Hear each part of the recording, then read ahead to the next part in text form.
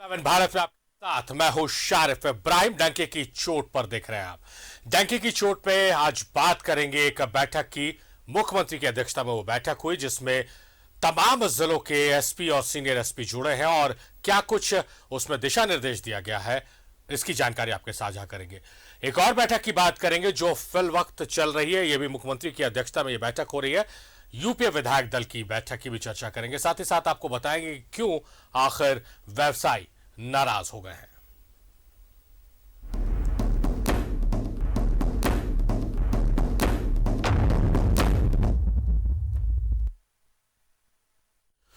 राज्य में कानून व्यवस्था पर मुख्यमंत्री हेमंत सोरेन ने एक हाई लेवल मीटिंग की है। इस बैठक में तमाम जिलों के एसएसपी और एसएसपी शामिल हुए हैं।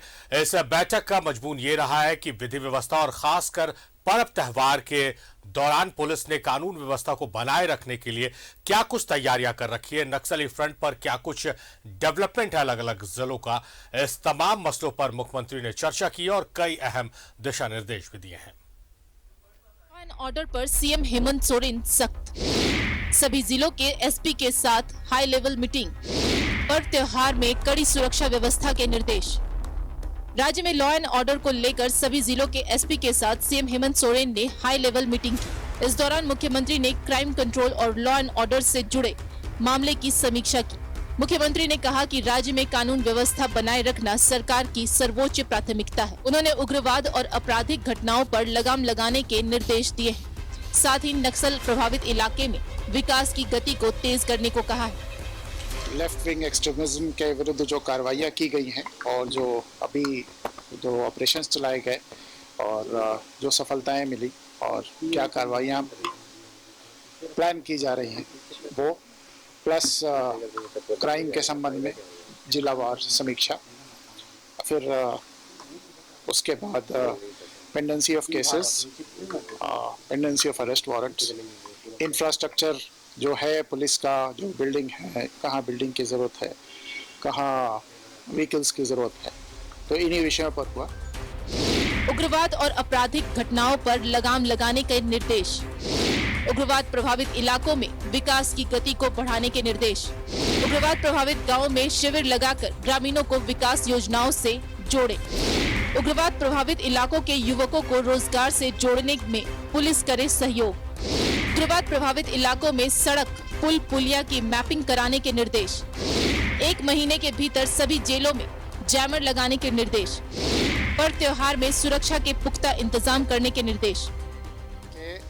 अब बूढ़ा पहाड़ पर हमारा स्थायी कैंप है और बूढ़ा पहाड़ के चारों तरफ फुटहिल्स पर 6-7 कैंप हम लोगों ने लगा दिए जो स्थायी रहेंगे। लोग भी काफ़ी कोऑपरेट करने के लिए सामने आ रहे हैं, क्योंकि पहले उनको था कि पुलिस आई और पुलिस चली जाएगी, फिर उसके बाद परेशानियां होंगी। हमने उनको आश्वस्त किया है कि अब हम जाने नहीं आए हैं, हम यहीं रहेंगे और आपके साथ हमारा अन्योन्य आश्रय संबंध रहेगा। जो ग्रामीण हैं, अभी इस बैठक में भी हुआ कि जितने उस क्षेत्र के जो भी गांव हैं और एक एक व्यक्ति को सरकार की हर स्कीम का, हर बेनिफिशियरी योजना का लाभ पहुंचना चाहिए। मुख्यमंत्री ने बूढ़ा पहाड़, पारसनाथ और सारंडा समेत राज्य के नक्सल प्रभावित इलाकों में पुलिस की मौजूदगी में शिविर लगाकर ग्रामीणों को विकास योजना से जोड़ने के निर्देश दिए हैं। साथ ही इन इलाकों में बिजली, पानी, सड़क जैसी मूलभूत सुविधाएं बढ़ाने को कहा है। मुख्यमंत्री ने कहा है कि उग्रवादी इलाकों में युवकों को रोजगार से जोड़ने पर काफी हद तक उग्रवादी घटनाओं पर लगाम लगाया जा सकेगा। सीएम ने पुलिस अधिकारियों से कहा, ग्रामीण इलाकों में तैनात सुरक्षा बलों की जरूरत के सामान ग्रामीणों से ही ले, ताकि ग्रामीणों की आमदनी भी बढ़े। वहीं नक्सल प्रभावित इलाके में सड़क और पुल, पुलिया बनाने के लिए सरकार को रिपोर्ट सौंपने को कहा है। सीएम हेमंत सोरेन ने आगामी पर्व त्योहार को देखते हुए सुरक्षा के पुख्ता इंतजाम के निर्देश भी दिए हैं। दुर्गा पूजा के मौके पर पुलिस को अलर्ट पर रहने को कहा है। आपको बता दें कि केंद्रीय गृह मंत्री ने कोडरमा, रामगढ़ और सिमडेगा को उग्रवाद प्रभावित जिलों की सूची से हटा दिया है। ऐसे में अब झारखंड के 16 जिले नक्सल प्रभावित बच रहे हैं, जिनमें से 8 जिले अति नक्सल प्रभावित हैं। न्यूज़ 11 भारत के लिए रांची से विपिन उपाध्याय की रिपोर्ट।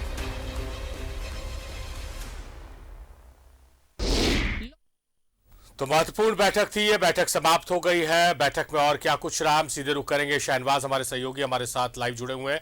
शहनवाज, काफी महत्वपूर्ण ये बैठक थी और बैठक में, और ये बैठक इसलिए भी खास हो जाती है कि अभी कल ही एक कोऑर्डिनेशन कमेटी की बैठक 5 राज्यों के पुलिस के साथ हुई है और उसके बाद फिर आज जिले के सीनियर एसपी और एसपी के साथ बैठक।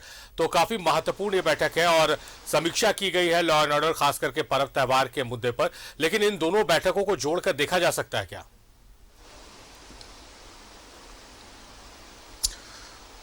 जी हाँ, इससे पहले भी एक बैठक हुई है, उसको भी जोड़ लें तो वो एडमिनिस्ट्रेटिव ऑफिसर्स के साथ बैठक थी जिसमें डीसीज भी शामिल थे।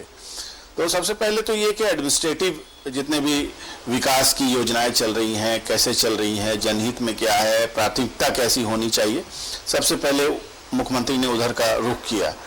उसके बाद स्वाभाविक तौर पर लॉ एंड ऑर्डर का नंबर आता है और आया भी। और आज ये बैठक प्रोजेक्ट भवन में हुई, तमाम जिलों के एसएसपीज, इसके अलावा IG, DIG, range DIG, DGP, Naxal अभियान के लोग, सीआईडी, साइबर क्राइम, जितने भी स्पेशल ब्रांच, जितने भी पुलिस के अलग अलग सेगमेंट्स हैं, उन सबको मुख्यमंत्री ने रिव्यू किया। देखिए, जो लॉ एंड ऑर्डर, सामान्य लॉ एंड ऑर्डर की जो बात होती है उसके कई पार्ट्स हैं। एक तो पुलिस की वर्दी का खौफ अपराधियों में हो, पुलिस की वर्दी का खौफ गलत काम करने और गलत धंधा करने वालों में हो। मुख्यमंत्री ने सबसे पहले उसको इंडिकेट किया कि आपका इकबाल जो है वो बुलंद होना चाहिए, पुलिस के नाम से ही अपराधी खौफ से कांपने लगे, डरे, भागे। ये एक तेवर होना चाहिए पुलिस का, इस पर काम करने की जरूरत है। इससे थोड़ा सा इतर एक चीज पुलिस की डिमांड भी होती है, अपनी उसकी नीड्स भी होती है। तो एक बहुत बड़ी डिमांड थी जो साल के 1 महीने का वेतन एक्स्ट्रा और एक और जो छुट्टी पुलिस मांग रही थी वो मुख्यमंत्री ने पहले ही दे दिया है। तो अब पुलिस की जो चिर परिचित डिमांड थी वो पुलिस को मिल चुकी है। अब तो पुलिस से भी मुख्यमंत्री और सरकार को एक्सपेक्टेशंस हैं, वो एक्सपेक्टेशन मुख्यमंत्री ने रखी है। अब अगर हम बात को फिर ग्राउंड लेवल पर जाकर के देखें तो पुलिस का जो रोल है वो सामान्य लॉ एंड ऑर्डर के मेंटेनेंस के अलावा नक्सल फ्रंट पर पुलिस बहुत जूझ रही है।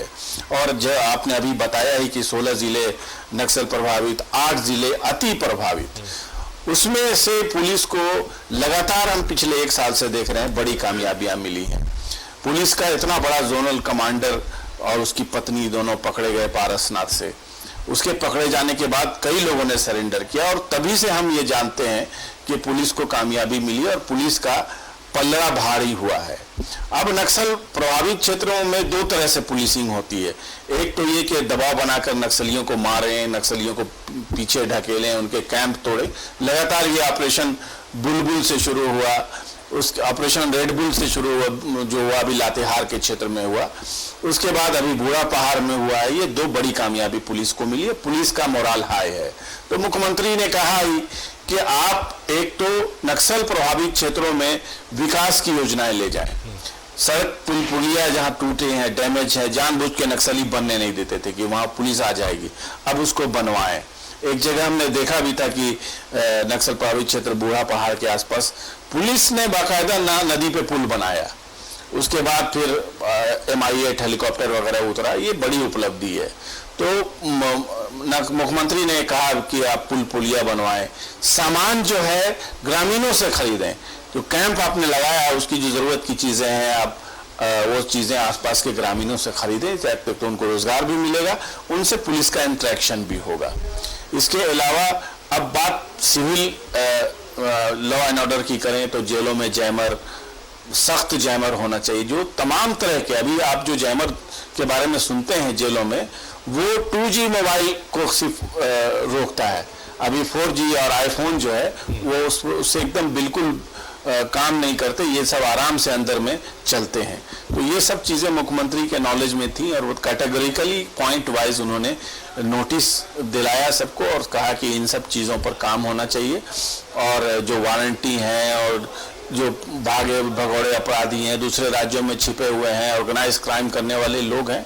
वैसे भी आपने एक बात देखा होगा कि हेमंत सरकार जब शुरुआत उसकी हुई थी तब ये लोग आरोप लगाते थे कि नक्सलियों का सांठ-गांठ है झामुमो के साथ। मुंह अंधेरे नक्सली इनसे मिलते हैं या फिर इनकी पार्टी के प्रमुख लोगों से मिलते हैं।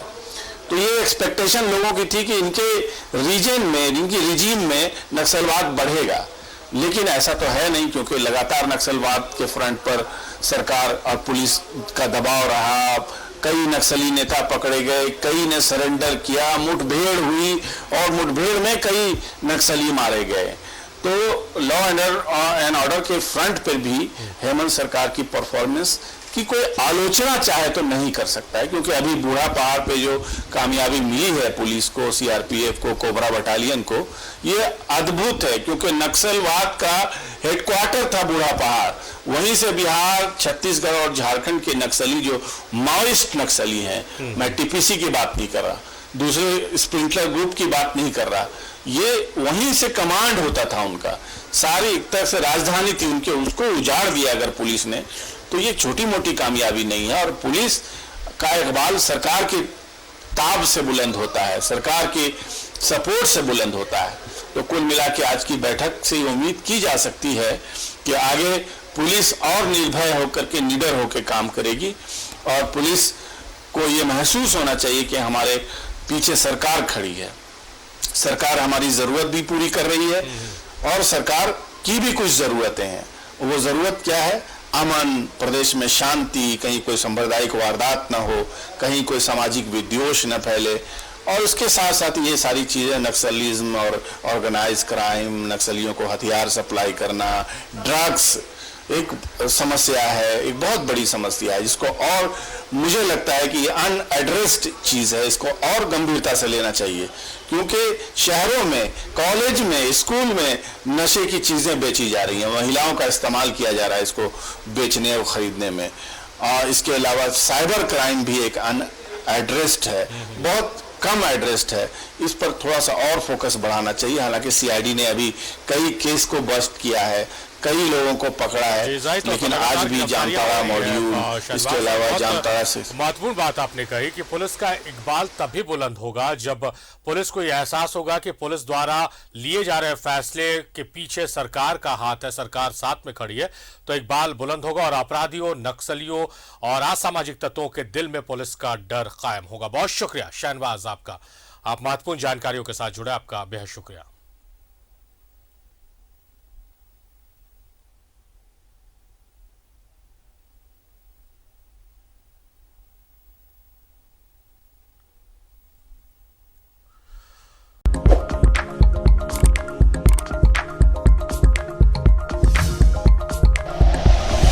Like and share videos, subscribe करें हमारा चैनल और प्रेस करें बेल आइकॉन। न्यूज़ 11 भारत, सच है तो दिखेगा।